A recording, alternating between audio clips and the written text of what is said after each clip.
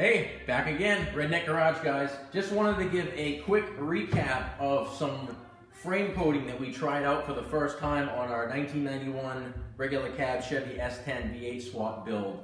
As you can see, here's the frame. We have coated it with this product here. It's called Dupli-color's Rust Barrier. Again, I'm not sponsored by Dupli-color. If they want to throw me a few bucks, so be it. But this is just my review of using their product. So far, real happy with it. Just to give you an idea of what we started with, the frame wasn't heavily scaled, but it was scaled enough because it was sitting up here in New England for about 2.5 years off the road, sitting underneath a pine tree. So it did have some rust going, no rot. So what we did is we hung the frame off the lift.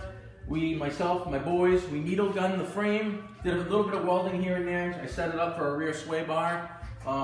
Frame was wire brushed, needle gunned, stripped. From that point, it was wiped down with acetone. After that, again, just following some basic instructions on this. This rust barrier, this stuff is heavy. Sold per quart, gallon, or spray can. I used the quarts and chose to spray it on. Just bought myself a cheap HVLP spray gun. Works slick. Now, as far as the coating goes, you want to do at least 2 coats of this stuff. And if you're spraying it, you thin it out, about 10% acetone. You can brush it on, you don't get as nice of a finish.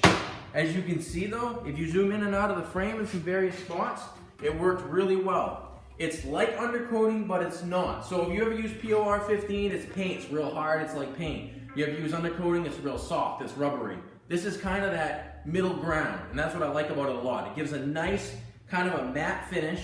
It's hard, I've banged on it, I've hit it with the cross member, just playing around with it as I experimented with it.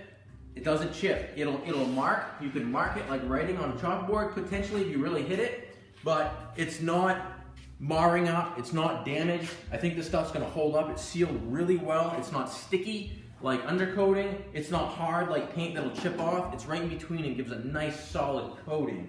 So far, so good. And we'll see longevity, what the product's all about, how it'll hold up. I know you can't leave it exposed to UV light, like if it didn't have a body on it, it was just gonna sit outside for years, yeah, it's gonna fade.